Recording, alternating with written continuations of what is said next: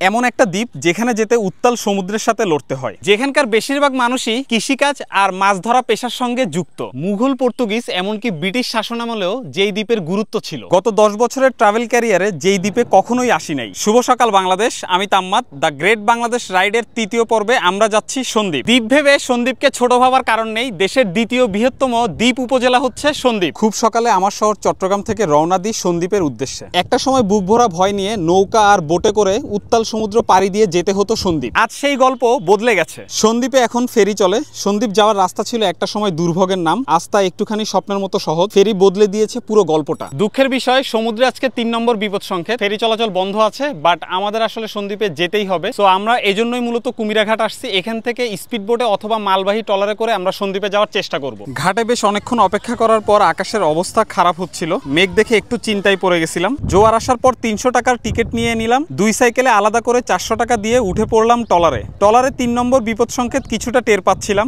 এক রোমাঞ্চকর অ্যাডভেঞ্চারের সাক্ষী হচ্ছিলাম। প্রায় 1 থেকে 1.5 ঘন্টা সময় লাগবে সন্দ্বীপ পৌঁছাইতে। Welcome to Sandwip. সন্দ্বীপের অবস্থান বাংলাদেশের দক্ষিণ পূর্ব উপকূলে, চট্টগ্রামের অংশ হলেও এটি মূল ভূখণ্ড থেকে আলাদা। ঘূর্ণিঝড় এবং জলোচ্ছ্বাসের প্রভাবে কিন্তু দ্বীপটি হুমকির মুখে, তবুও এখানকার মানুষ স্বপ্ন নিয়ে বেঁচে আছে। এই মুহূর্তে আমরা আছি গুপ্তছড়া ঘাটে। গুপ্তছড়া ঘাটের ম্যানগ্রোভ বন দেখলে মনে হবে সুন্দরবনে আছেন। সন্দ্বীপের লবণ শিল্পের ইতিহাস কিন্তু বেশ সমৃদ্ধ। একটা সময় কিন্তু এই দ্বীপের উপকূলবর্তী এলাকাগুলোতে প্রচুর লবণ উৎপাদন করা হতো। এখানকার মাটি আবহাওয়া কিন্তু লবণ উৎপাদনের জন্য উপযোগী। বর্তমানে সন্দ্বীপের লবণ শিল্প নাই বললেই চলে। সন্দ্বীপে একটা সময় জাহাজ নির্মাণ কারখানা ছিল, যা এখন আর নেই। অতীতে সন্দ্বীপের জাহাজ নির্মাণ শিল্প কিন্তু বেশ বিখ্যাত ছিল, তবে বর্তমানে কুমিরাঘাটের আশেপাশে জাহাজ ভাঙার কাজ দেখা যায়। বলা হয়ে থাকে বিনয় সাহার মিষ্টি সন্দ্বীপে বিখ্যাত। স্থানীয়রা একে বিনাশার মিষ্টিও বলে থাকে। দক্ষিণ সন্দ্বীপের শিবের হাটে এই মিষ্টির দোকান অবস্থিত। স্থানীয় মানুষ ছাড়াও কিন্তু দূর দূরান্ত থেকে মানুষ এই মিষ্টির স্বাদ নিতে আসে। আমরা এখন আছি সন্দ্বীপের জনপ্রিয় বাংলা বাজার ফিশারি ঘাটে। মাছের ব্যবসা ও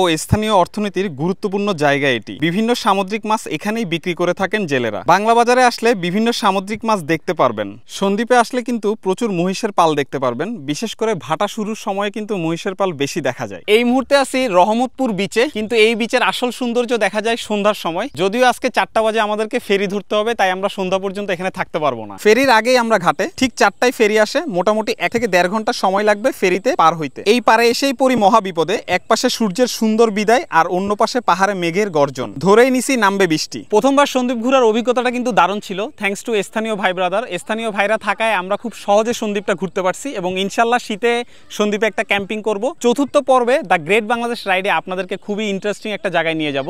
দেখা হচ্ছে চতুর্থ পর্বে। আল্লাহ হাফেজ।